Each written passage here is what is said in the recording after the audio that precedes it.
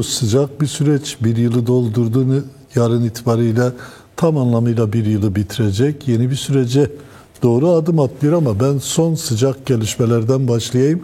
Dikkat çekici. Numan Kurtulmuş Meclis Başkanı Macaristan'dan dönüşte bir anlamda her şeyi götürüp getirip silahların tamamen teslim edilmesine bağladı ve yasalar ondan sonra devreye girecek anlamına gelecek sözler söyledi ama dikkat çekici bir şey de bisikletin tek pedalla dönmeyeceğine ilişkin söyledikleriydi. Bir de bugün iktidara yakın Yeni Şafak gazetesi bir haberle dikkat çekti. O da DEM partililerin adeta komisyonun Sayın Öcalan'la görüşmesini komisyon çalışmalarına, yasal sürece bir engel gibi gösteren bir yaklaşım sergiledi. Bunları siz nasıl yorumluyorsunuz? Gerçekten tam bir yıl geçtikten sonra meclis komisyonundan beklentiler yüksekken bu öne çıkan yaklaşım bir anlamda süreci daha da uzatmaya dönük bir tutum olarak değerlendirilebilir mi? Ve böyleyse niçin yaparlar bunu? Şimdi tabii biz her ne kadar bu sürecin geçen sene 1 Ekim itibariyle ilan edilmiş bir süreç olduğunu, yani bir yıllık devam etmekte olan bir süreç olduğunu söylüyor isek de esasında bunun bir önceki yıla dayanan, yani 7 Ekim Gazze'deki katliamla başlayan hakiki bir tarihi var. Dolayısıyla yani biz Türkiye'de yaşamakta olduğumuz bu süreci Orta Doğu'da şu anda yaşanmakta olan büyük alt oluştan ayırarak tamamen Türkiye'nin kendi işte rızasıyla, isteğiyle, ihtiyacıyla ortaya çıkmış bir süreç gibi görürsek doğrusu çok kanaatimce isabetli bir analiz yapmış olmayız. 1 Ekim 2024 aslında 7 Ekim 2023'ün bir zorunlu devamı olarak geldi. O yüzden bir tarafıyla Suriye ile çok çok alakalı bir konu. Diğer tarafıyla İsrail'in güvenlik ihtiyacıyla çok alakalı bir konu. Yani daha doğrusu Amerika'nın ve İsrail'in ifade ettiği şekliyle söylüyorum. Bütün bunlar içerisinde değerlendirdiğiniz zaman AKP'nin zaman zaman işte herkes silahını bıraksın ondan sonra bu işlere bakarız gibi, zaman zaman Öcalan'ın işte Arap aşiretlerine mektup göndermesi, işte az önce ifade ettiğiniz gibi Ezdilere bir takım işte yazışmalarla haberleşmesinin önünü açtığı gibi böyle gelgitlerle birlikte sürecin devam etmesini biraz anlamak, daha doğrusu neden böyle olduğunu buralara bakarak anlayabiliriz. Yani anlaşıldığı kadarıyla tabii bu süreç her ne kadar 1 Ekim 2024'te başlamış da Umut Hakkı üzerinden formüle edilmiş, çıta çok yukarı çekilmiş ve buna dair işte Sayın Öcalan'ın hem 27 Şubat mektubu hem 11 Temmuz silah bırakma meselesi, işte meclisteki komisyonlar filan çalışmaya devam ediyor ise de bir taraftan da bu sürece paralel olarak Suriye'de bazı şeyler oluyor. Şimdi Suriye'de olan şeylere Türkiye ne kadar razı olacak, ne kadarına itiraz edecek meselesiyle birlikte bu işlere beraber değerlendirmek lazım. Esasında biraz konuyu dağıtmadan toparlamak isterim ama geçtiğimiz günlerde Birleşmiş Milletler'deki toplantıya, 82. Genel Kurul toplantısına giden Tayyip Erdoğan'ın orada Trump'la görüşmeden önce Tom Barak'ın, yani Türkiye'deki ABD temsilcisinin, büyükelçisinin yapmış olduğu bir açıklama vardı. O açıklama Türkiye'nin bir demokrasi olduğunu ama otoriter bir demokrasi olduğunu, böyle olduğu için de bir meşruiyet açığı içerisinde olduğunu, Trump'ın ise Amerika ziyaretinde Cumhurbaşkanına işte böyle hem otoriter demokrat olmasını kabul ederek aynı zamanda da ihtiyaç duyduğu meşruiyet açığını da ona verecek bir şekilde ona muamele edeceğini ifade etti. Bu bir tarafıyla bir hakikati ifade ederken diğer tarafıyla da önümüzdeki günlerde Türkiye'de işlerin biraz sevimsiz gidebileceğine dair ipuçları da veriyor.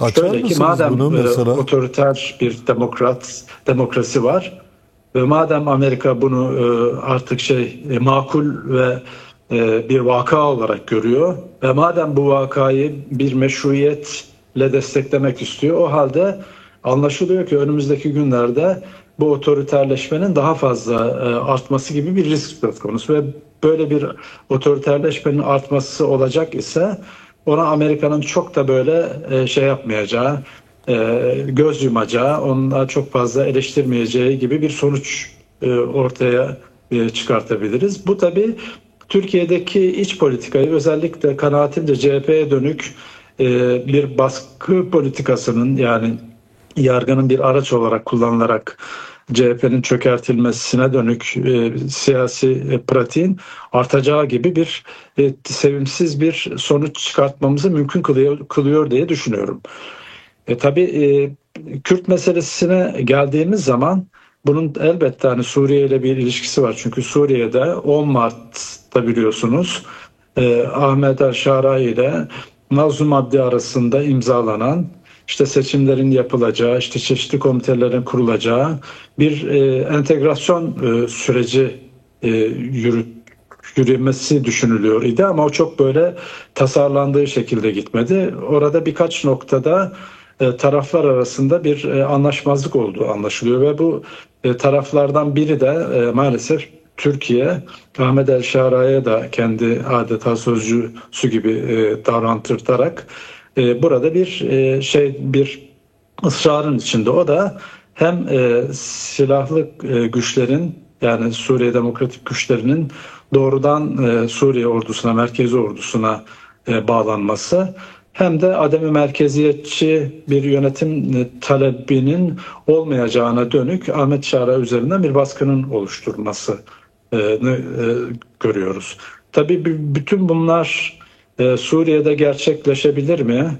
Türkiye'nin bu talebi, Ahmet Şara'nın da Türkiye'nin talebinin arkasından giderek bu olmazı oldurabilir mi? Onu tabii zaman gösterecek ama burada bu iki nokta üzerinde bir sürecin tıkandığını görüyoruz. Tabii Kürtler açısından mesele şudur. Şimdi düşünün siz 2014 yılında IŞİD tarafından Kobani gibi ve çevresi ve köylerinin basıldığı, insanların kafalarının kesildiği, kendi vatanlarından sürüldüğü, 300-350 bin civarında Kürt'ün o günkü koşullarda Türkiye'ye sığındığı ve can pahasına kendi malını, canını, vatanını, namusunu koruyan Kürtler nihayetinde Kobani'yi kurtararak büyük bir zafer elde ettiler. Şimdi Kobani'de kendilerine saldıran gücün şu anda Şam'a oturmuş olmasını, Kürtlerin tamamen rıza göstermesini beklemek çok doğru, çok hakkaniyetli bir yaklaşım olmaz.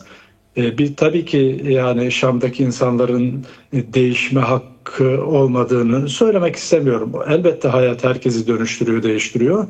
Ama bu koşullarda bir entegrasyon olacaksa bunun mutlaka bir anayasal çerçeveye, bir uluslararası garantiye oturtulması lazım. Siz şimdi bütün bu garantileri bunları dediğiniz için araya girip oluşturmadan... şunu sorabilir miyim Sayın Ünsal? Dediğiniz önemli ama mesela ABD'deki Trump-Erdoğan görüşmesinden biz Suriye'ye dönük neredeyse hiçbir şey duymadık. Yani bir yandan otoriter demokrasiye meşruiyet tanırken diğer yandan da Suriye'de ABD kendi istediği normlarda bir gelişme mi sağlayacak? Bu şu anlama da geliyor. Ahmet el-Şara o zaman Türkiye'den uzaklaşarak İsrail'in de güvenliğini sağlama alacak yeni bir ittifak ilişkisi içerisine mi giriyor? Türkiye bu konuda doğrusu Türkiye'deki süreci bir şekliyle koz olarak mı kullanmak istiyor? Böylesi bir şey de akla geliyor. Sizin dediklerinizden bunu çıkarıyorum ben. Tabii şu anda bütün bunlar, yani böylesine bir sonuç çıkartmak için biraz erken. Ama yani hem Türkiye'deki sürecin bu kadar sürüncemeye girmesi, hem işte iktidar temsilcilerinin, gerek AKP sözcülerinin, gerek işte meclis başkanının bir takım yani 1 Ekim 2023'te ifade edilenlerin dışında bir takım şeyler üzerinde ısrarcı olmaları biraz da böyle Suriye'de işlerin nasıl döneceğiyle doğrudan alakalı. Şu anda tahmin ediyorum biraz erken ama bilek güreşi Suriye üzerinden yaşanıyor diye düşünüyorum. Yani tekrar bu hani silah meselesine dönecek olursak, SDG'nin silah bırakması. Şimdi siz Suriyeli Kürt olsanız, daha 10 sene önce sizin köylerinizi basmış, namusunuza, malınıza, canınıza, vatanınıza kastetmiş insanlar sadece Şam'a geldi, oturdu, başkanlık sarayını ele geçirdi diye, yani bütün koruma mekanizmalarından vazgeçip onlara tabi olur musunuz? Yani bunu kim isteyebilir? Kim Kürtlerden böylesine bir talepte bulunabilir? Yani bu eğer olacaksa bir uluslararası garanti ya da çok sağlam anayasal çerçeve olursa ancak mümkün olur. Evet. Türkiye'nin bence anlamakta zorlandığı, anlamak istemediği konu bu. Evet. Bir diğer konu da işte Kürtler yaklaşık işte orada iç savaş boyunca kendilerine has bir yönetim tarzı oluşturdular ve o yönetim tarzı nihayetinde baktığınız zaman sadece Suriye için değil, Orta Doğu için de son derece ileri bir yönetim modeli ortaya koydular ve kendilerini iç savaşın dışında tutarak bir yönetim modeli inşa ettiler ve bu yönetim modelinde sadece Kürtler yok, Araplar var ve şu anda SDG bölgesinde Arap nüfus yanılmıyorsam Kürtlerden bir miktar daha fazla. Kaldı ki işte orada değişik inanç grupları ve etnik gruplar da yaşıyorlar. Şimdi siz böylesine bir ileri model ortaya koymuş iken nasıl gidip de Ahmet El Şara'nın Suriye Arap Cumhuriyeti modeline teslim olacaksınız ya da razı olacaksınız? Bu da elbette mümkün değil. Dolayısıyla Suriye'de işlerin biraz böyle nasıl gelişeceğiyle doğrudan alakalı diye düşünüyorum Türkiye'nin. Türkiye'nin ve Ahmet El Şara'nın bence yapması gereken şey Kürtlerin hem silahla ilgili taleplerini hem yönetim modeline dair oluşturmuş oldukları bu sistemi hakkaniyetle değerlendirerek onlara alan açması lazım. Zaten hatırlarsanız geçtiğimiz günlerde Sayın Öcalan'ın da SDG bölgesindeki Arap aşiretlerine yazmış olduğu bir mektupta Kürtlerin Birleşik Suriye'den yana olduğunu ama bir demokratik ulus inşası temelinde Birleşik Suriye'den yana olduklarını ifade ediyordu ki bu hani ayrılıkçı olduğu şeklindeki Kürtlere dönük iftirayı da veya ithamı da bertaraf eden, onları da yatıştıran, esasında bir taraftan baktığınız zaman Suriye merkezi hükümetini de yatıştıran bir mektubu yayınlanmıştı Öcalan'ın. Evet. O yüzden hani buraya baktığımız zaman Kürtler üzerinde Türkiye'nin korkuları nedeniyle oluşan o işte ayrılıkçılık ithamını bir kenara bırakarak hakiki bir ilişki kurmak lazım. Gelelim Türkiye'ye. Bir şey sorayım arada. 4-5 dakikamız var. İsterseniz onu da sorarak geçirmek istiyorum. Tamam. Ben çok fazla Suriye'ye daldım. Yok, şöyle diyeyim, süreç önemli. Yani sonuçta Suriye'deki gelişmelere bağlı, haklısınız. O konuda kamuoyunda da geniş bir görüş var. Ama en nihayetinde bir komisyon var ve komisyon meclis açılışıyla birlikte iktidarın pratik adımlar atmasına odaklı söylemler üzerinden bugüne kadar geldi. Şimdi bu olmaz ise süreçte riske girmez mi? Kısaca meclis açıldıktan sonra yarın önemli mesajlar verilecek ama sonrasında gerçekten meclis tam olarak önümüzdeki birkaç ay içerisinde neler yapmalı pratik olarak Türkiye'deki süreci de ilerletmesi lazım. Aynı zamanda Kürt hareketi de Orta Doğu'nun güvenliği Türkiye'de Türkler ve Kürtlerin yeni ve güçlü demokratik ittifak kurmasına bağlıdır söylemi üzerinden bunları geliştiriyor. Sayın Öcalan da bu işin baş müzakerecisi. Evet.